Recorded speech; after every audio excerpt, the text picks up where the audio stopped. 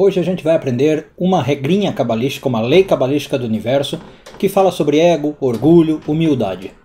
Eu sou Yair Alon e esse é o Zohar Diário.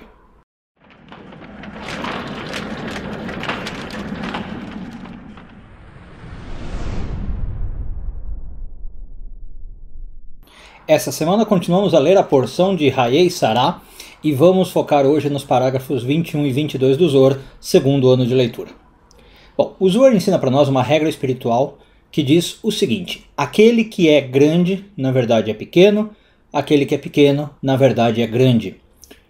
Tem um outro jeito de formular essa frase, se vocês quiserem, que acho que até aparece no Novo Testamento, não sou muito especialista, mas que é o seguinte: aquele que quer ser grande, Deus o torna pequeno, e aquele que quer ser pequeno, Deus o torna grande. Do que o Zohar está falando? É da qualidade da humildade. Então, o Zohar está ensinando para nós que no mundo que nós vivemos, quando nós tentamos ser grandes, quando nós tentamos nos mostrar, quando o nosso ego é um pouco exacerbado, nosso orgulho é exacerbado, Deus acaba um pouco rebaixando a gente. Né? Ele faz coisas, Deus talvez manda algumas situações na vida para que a gente seja um pouco menos, para que a gente infle um pouco menos o nosso ego.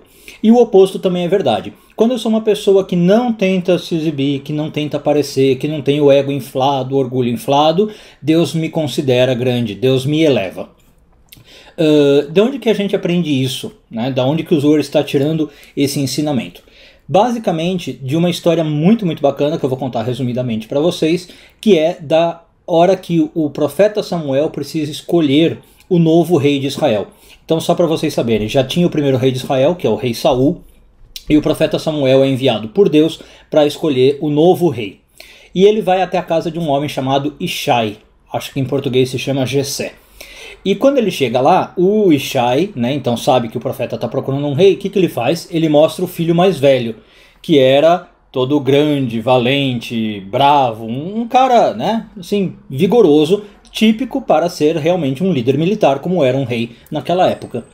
E aí Deus fala para Samuel o seguinte: não olhe para o externo do homem, porque isso quem vê é o homem.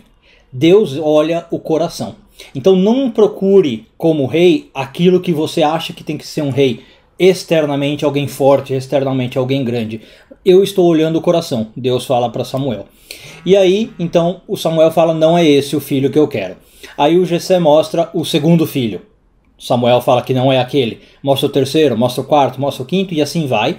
E aí diz a tradição, diz a Bíblia, né, que Jessé mostra todos os filhos que estão na casa e o Samuel fala: não é nenhum deles. Tem certeza que não tem mais nenhum filho? E aí o Jessé quase que hesita, quase que ele fala que não, mas ele lembra que tem mais um filho, que na verdade é o Davi, é o próximo rei de Israel. Só que o rei Davi, nessa época ele não era rei, ele era assim o filho último da família, ele era franzino, magrinho, ele era delicado, ele pastoreava as ovelhas, ele escrevia poesia, ele era uma alma totalmente mais sensível e mais delicada. O pai nunca imaginou que ele fosse ser o rei de Israel. E aí ele responde ao Samuel e fala: olha, tem mais um filho, mas eu não acho que é ele que você está procurando, ele está lá com as ovelhas. E o Samuel fala: manda chamar ele. Quando ele chega, Deus fala para Samuel: é esse agora vai ser o novo rei de Israel. Então aqui a gente vê muito bem essa história. Aquele que passa totalmente despercebido, que às vezes você nem põe muita fé nele, totalmente humilde, é o que é engrandecido. E aí a gente aproveita então só para lembrar que Davi vai ser um símbolo muito interessante desta humildade que nós estamos falando. Tem um grande símbolo da humildade, talvez o maior deles é Moisés. Vocês já devem ter ouvido falar, né? Moisés é considerado a pessoa humilde por excelência, mas o Davi também representa isso. E se a gente for para o lado mais cabalístico, Davi é a carruagem das Sefirá de Malchut, né? Ele representa a Sefirá de Malchut, que é a mais humilde das Sefirot. Por quê? Ela é a mais baixa, é a que recebe menos luz, então Davi está representando isso. Aliás, é bem interessante lembrar que o Davi, apesar da sua humildade, ele foi de grande importância para construir o templo de Jerusalém. Ele não construiu propriamente o templo, foi o filho dele, mas ele ajudou muito. E quando o templo fica construído, quando o templo acaba de ser construído, tem um discurso que o Davi faz muito interessante, onde transborda a humildade dele. Aliás, recomendo quem quiser né, quem tiver um tempinho para ler, esse discurso é o capítulo 29 do livro 1 de Crônicas. Né? Então tem uma passagem lá onde Davi fala claramente, tudo, falando de Deus, né, tudo vem de Deus e tudo que nós fazemos na verdade com as nossas mãos são as mãos de Deus. É legal dar uma olhada no capítulo inteiro para você ver um símbolo de humildade. Bom, e para encerrar, antes do vídeo ficar longo demais, como é que nós então, se a gente quiser incorporar essa lição, nos fazemos pequenos? Como é que nós nos tornamos humildes?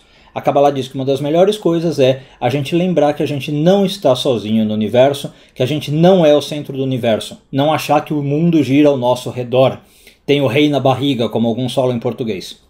A gente tem que lembrar dos outros, pensar nos outros. Então, ligado ao vídeo de ontem, inclusive, tentar sempre pensar nos outros, pensar no próximo, tentar compartilhar, tentar lembrar que não tudo se resume a mim. Se eu, por exemplo, ganho uma coisa, tentar fazer com que o outro também ganhe. Se eu estou feliz com alguma coisa, tentar fazer com que o outro fique feliz. Sempre tentar compartilhar o que eu ganho, o que eu sinto e o que eu tenho.